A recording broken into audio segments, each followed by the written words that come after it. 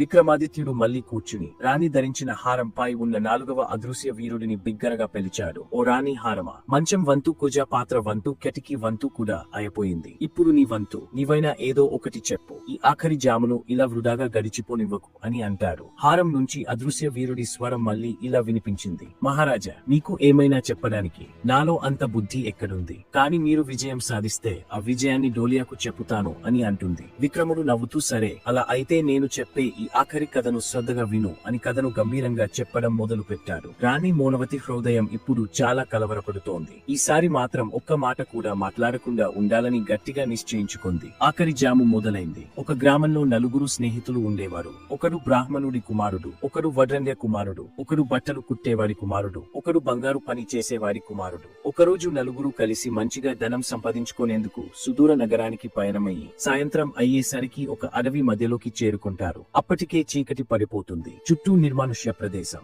రాత్రి అక్కడే గడపాలని ఆ 4 స్నేహితులు నిర్ణయించుకుంటారు. భయంకరమైన ప్రదేశం కాబట్టి 4 జాములు 4 మార్చి కాపలా కాయాలని ఒప్పందం చేసుకున్నారు. మొదటి జాము వడ్రంగ కుమారుడిది. మిగతా 3 నిద్రపోయారు. వాడు కాపలా కాస్తూ కూర్చుని ఉండగా పక్కనే ఒక పెద్ద చెక్క దుంగ కనిపించింది. ఇది ఎందుకు ఇలా ఇక్కడ వృధాగా పడేశారు? నిద్ర రాకుండా ఏదైనా పని చేద్దాం అని అనుకుని తన సాధనాలు తీసి ఆ చెక్క దుంగను చెక్కడం మొదలు పెట్టారు. మొదటి జాము ముగిసేసరికి ఆ చెక్క దుంగ అద్భుతమైన అందమైన స్త్రీ విగ్రహంగా మారిపోయింది. రాణి మౌనవతి మనసులో ఇది ఏమి కథ అని అనుకుంటూ శ్వాస ఆపి పూర్తి ఏకాగ్రతతో వింటోంది. ఆఖరి జాము మరింత లోతుగా సాగుతోంది. తర్వాత ఆ వడ్రంగ కుమారుడు బట్టలు కుట్టేవాడి కుమారుడిని లేపి తాను నిద్రపోయాడు. అతను కూర్చొని కాపలా కాయడం మొదలు పెట్టాడు. అప్పుడే ఎవరో తన ముందు నిలబడి ఉన్నట్టు అతనికి అనిపించింది. దగ్గరకు వెళ్లి చూస్తే అది అందమైన స్త్రీ విగ్రహం. విగ్రహాన్ని చూసి తన మనసులో ఈ వడ్రంగ కుమారుడు ఎంత అద్భుతమైన విగ్రహం తయారు చేశాడని అనుకుంటాడు. ఈ వడ్రంగ కుమారుడి కంటే నేను కూడా ఏమీ తక్కువ కాదు అని అనుకుంటూ తన సామానుల నుంచి వస్త్రాలు, సూది, దారం తీసి 2వ జాము అంతా పనిచేశాడు. చివరికి ఒక అద్భుతమైన దుస్తులు తయారు చేసి ఆ స్త్రీ బొమ్మకు బట్టలు తొడిగా చేతికి గాజులు వేశాడు. ఇప్పుడు బంగారు పని చేసేవాడి కుమారుడి కాపలా కాయాల్సిన సమయం వచ్చింది. ఇప్పుడు దర్జీ కుమారుడు కంసాలి కుమారుడిని లేపి తాను నిద్రపోయాడు. నిద్ర లేచిన వెంటనే కంసాలి వాడు చల్లటి నీళ్లతో మొహం కడుక్కుని కాపలా కోసం కూర్చున్నాడు. అప్పుడే అతని చూపు తన ముందు నిలబడి ఉన్న ఆ అందమైన స్త్రీపై పడింది. అతడు ఆశ్చర్యంతో ఉలిక్కిపడి ఆలోచనలో పడ్డాడు. ఇంత రాత్రి సమయంలో ఈ అడవిలో ఈ స్త్రీ ఎక్కడి నుంచి వచ్చింది అని అనుకుంటాడు. అతడు ఆమెను గమనించి, ఓ స్త్రీ, నువ్వు ఎవరు? ఈ రాత్రి వేళలో ఈ అడవిలో ఏమి చేస్తున్నావు అని అడిగాడు. కాని ఆమె నుండి ఎలాంటి సమాధానం రాకపోవడంతో ఉత్సుకతతో ఆమె దగ్గరకు వెళ్లి చూస్తే అది స్త్రీ కాదు, ఒక బొమ్మ అని తెలుసుకున్నాడు. ఇది ఏదో వడ్రంగ కుమారుడు మరియు దర్జీ కుమారుడు చేసిన పని అని కంసాలి కుమారుడికి వెంటనే అర్థమైంది. అతను తన మనసులో, నేను కూడా వీరికంటే ఏమీ తక్కువ కాదు అని అనుకుంటూ తన దగ్గర ఉన్న పనిముట్లు తీసుకుని 3వ జాము ముగిసే వరకు అద్భుతమైన ఆభరణాలు తయారు చేసి ఆ విగ్రహానికి ధరింపచేశారు. ఇప్పుడు బ్రాహ్మణుడి కుమారుడి వంతు వచ్చింది. కంసాలి కుమారుడు బ్రాహ్మణుడి కుమారుడిని లేపి అతను మళ్లీ నిద్రపోయాడు. ఇప్పుడు బ్రాహ్మణుడు కాపలా కాయడం మొదలు పెట్టగానే అతని చూపు కూడా ఆ అందమైన అద్భుతమైన స్త్రీపై పడింది. ఇంత రాత్రి అడవిలో ఈ స్త్రీ ఎక్కడి నుంచి వచ్చిందా అని ఆలోచిస్తూ ఆ బొమ్మ దగ్గరకు వెళ్లి జాగ్రత్తగా చూడసాగాడు. ఇది అంతా తన స్నేహితుల చేసిన పనే అని అర్థం కావడానికి అతనికి కూడా ఎక్కువసేపు సమయం పట్టలేదు. అతను కూడా మనసులోనే, వా, ఏం అద్భుతమైన పని చేశారు నా స్నేహితులు. ఇది యాదృచ్ఛికం కాదు, అంతా కలిసి నన్ను పరీక్షించాలనుకుంటున్నారు అని అనుకుంటాడు. అంతే, తన మంత్ర సామగ్రిని తీసుకుని రాత్రి 4వ జాము పూర్తి అయ్యే వరకు తన మంత్ర శక్తితో ఆ చెక్క బొమ్మకు ప్రాణం పోశాడు. ఆ చెక్క విగ్రహం ఇప్పుడు ఒక అపూర్వ సౌందర్యవతిగా మారిపోయింది. తెల్లవరేసరికి మిగతా 3 స్నేహితులు కూడా లేచారు. వాళ్ళ ముందు ఇంత అందమైన అమ్మాయిని చూసి బ్రాహ్మణుడి కుమారుడిని ఆమె గురించి అడిగితే అతను వారితో, ఈ చెక్క బొమ్మకు నా మంత్రశక్తితో ప్రాణాన్ని నేనే పోసాను, ఇక ఈమె నాకు భార్య అవుతుంది అని అంటాడు. అప్పుడు వడ్రంగ కుమారుడు, లేదయ్యా, దీన్ని నేను మొదటగా చెక్కాను కాబట్టి దీనిపై నాకే పూర్తి హక్కు ఉంటుంది, ఈమె నా భార్య అవుతుంది అని అంటాడు. దర్జీ కుమారుడు కూడా మధ్యలో జోక్యం చేసుకుని, నేను ఈమెకు అందమైన పట్టు వస్త్రాలు, గాజులు ధరింపజేసి ఈమె మానాన్ని రక్షించాను. ఏ స్త్రీకైనా తన మానమే అత్యంత ముఖ్యమైనది కాబట్టి ఈమె నాకే సొంతం అవుతుంది అని అంటాడు. బంగారు పని చేసే కంసాలి కుమారుడు, అదెలా సాధ్యం? నేను ఆ బొమ్మకు అద్భుతమైన మరియు అతి విలువైన ఆభరణాలు తొడిగించాను కాబట్టి ఈమె నా భార్య అవుతుంది అని చెప్పాడు. 4 ఆ అపూర్వమైన సుందరిపై హక్కు కోసం పరస్పరం పోట్లాడుకోసాగారు. ఈ కథ చెప్పిన రాజా విక్రమాదిత్యుడు రాణి హారంను ఉద్దేశించి, సోదరా రాణి హారమా, ఇప్పుడు చెప్పు, ఆ అమ్మాయిపై అందరికంటే ఎక్కువ హక్కు ఎవరిది అని అడిగాడు. రాణి హారంపై కూర్చుని ఉన్న ఆ అదృశ్య వీరుడు ఇలా అన్నాడు, మహారాజా, నేను కేవలం ఒక సామాన్య హారాన్ని మాత్రమే.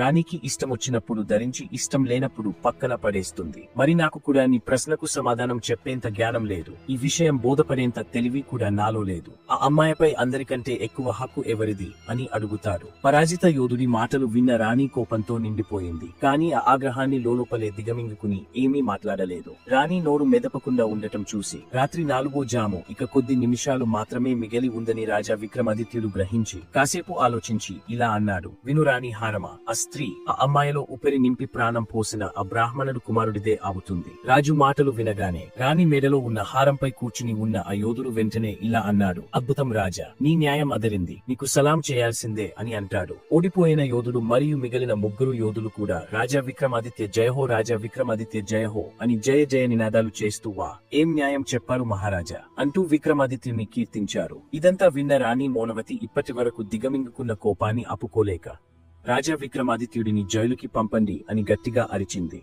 మళ్ళీ ఇలా చెప్పసాగింది, ఇదేం న్యాయం? తప్పుడు న్యాయానికి ఇంత సంతోషమా? రాజా విక్రమాదిత్య, మీరు న్యాయాన్ని ఎంతో ప్రేమించేవారుగా పేరున్నవారు. మీరు చెప్పిన న్యాయానికి మీరు సిగ్గుపడాలి. ఈ లోకంలో మీ న్యాయం ఎలా ప్రసిద్ధి చెందిందో నాకు అర్థం కావడం లేదు. ఇది పూర్తిగా ధర్మ విరుద్ధం. రాణి మౌనవతి కోపంగా ఇంకా ఇలా అంది, బ్రాహ్మణుడు ఆ బొమ్మకు జీవం పోశాడు కదా, అంటే ఆ బొమ్మకు జన్మ ఇచ్చినట్లు అయింది. అందువలన అతడు ఆమెకు తండ్రి అవుతాడు. తండ్రి తన కూతుర్ని పెళ్లి చేసుకోవడం అంటే ఇంతకంటే అవమానకరమైన ఘోరమైన పాపం మరొకటి ఉంటుందా? ధర్మం ప్రకారం ఆ అమ్మాయి ఒక్కడికే భార్య కాగలదు. గాజులు తొడిగ వస్త్రాలు ధరింపచేసి ఆ స్త్రీ మానాన్ని కాపాడిన వాడిదే, అంటే ఆ దర్జీ కుమారుడికి భర్త అయ్యే హక్కు ఉంటుంది అని చెబుతుంది. రాజా విక్రమాదిత్యుడు రాణి మాటలని శ్రద్ధగా విన్నాడు. రాణి వైపు చూసి నవ్వుతూ ఇలా అన్నాడు, వాహ్ వాహ్, చాలా బాగుంది రాణి సాహిబా, మీరు చాలా నిజాయితీగా న్యాయం చెప్పారు. ఆ అమ్మాయి భర్త ఒక్క దర్జీ కుమారుడు మాత్రమే కాగలడు. దయచేసి నన్ను క్షమించండి రాణి సాహిబా, మీ చేత మాట్లాడించేందుకే నేను తప్పుడు న్యాయం చెప్పవలసి వచ్చింది. ఇప్పుడు మీరు 4 సార్లు మాట్లాడేశారు. నేను మాత్రమే ఇప్పుడు మీ భర్తగా ఉండగలను. ఇక రండి, బయలుదేరేందుకు సిద్ధంగా ఉండండి అని అంటాడు. విక్రమాదిత్యుడి మాటలు విన్న రాణికి అప్పుడు అర్థమైంది. ఇక ఏమి మాట్లాడకుండా కళ్ళు కిందికి వాల్చేసింది. రాణి హారంపై ఉన్న ఆ అదృశ్య వీరుడు సంతోషంతో డోల్ బజావో డోల్ అని గట్టిగా బయట ఉన్న డంక వానికి వినపడేలా అరిచాడు. డోలియా డోల్ను గట్టిగా కొట్టసాగాడు. ఇక వాగ్దానం ప్రకారం రాణి మౌనవతి బంధించి ఉన్న రాజులను యువరాజులను విడిచిపెట్టి వాళ్ళ రాజ్యాలకు తిరిగి పంపించింది. రాణి మౌనవతి దేవితో విక్రమాదిత్యుడి వివాహం జరిగిపోయింది. విక్రమాదిత్యుడు రాణి మౌనవతితో కలిసి ఉజ్జయిని నగరానికి చేరుకున్నప్పుడు ఒకప్పుడు తనను ఎగతాళి చేసిన అతని వదిన కూడా ఘనంగా స్వాగతం పలికి, అవును మరిదిగారు, మీరు చెప్పినట్టే రాణి మౌనవతిని వివాహం చేసుకుని వచ్చేసారే అంటూ నవ్వింది. ఈ కథ మీకు ఎలా అనిపించింది మాకు కామెంట్ చేసి తప్పనిసరిగా చెప్పండి. నీతి, జీవితంలో సత్యం, న్యాయం, ధర్మం అనుసరించడమే అతి ముఖ్యం. రాజా విక్రమాదిత్యుని న్యాయ ప్రేమ, రాణి మౌనవతి ధర్మంపై అచంచలమైన నమ్మకం ద్వారా సరైన మార్గాన్ని ఎంచుకోవాలంటే ఆత్మసంవేదన, బుద్ధి మరియు సూక్ష్మ దృష్టి ఎంతో అవసరం. ఈ కథ మనకు ఇంకో ముఖ్యమైన బోధను కూడా ఇస్తుంది. ఏ పరిస్థితిలోనైనా కేవలం నిజాయితీ, ప్రేమ ద్వారానే మన జీవితాన్ని సమతుల్యంగా, ఆధ్యాత్మికంగా పూర్తిగా నింపుకోగలం. భగవంతుని న్యాయం ఎల్లప్పుడూ సరైనదే. ఆధ్యాత్మిక శాంతి పొందాలంటే మన కర్మలను, ఆలోచనలను పవిత్రంగా ఉంచుకోవాలి. కథ ముగిసే వరకు మీరంతా మాతో కలిసి ఉన్నందుకు చాలా చాలా ధన్యవాదాలు.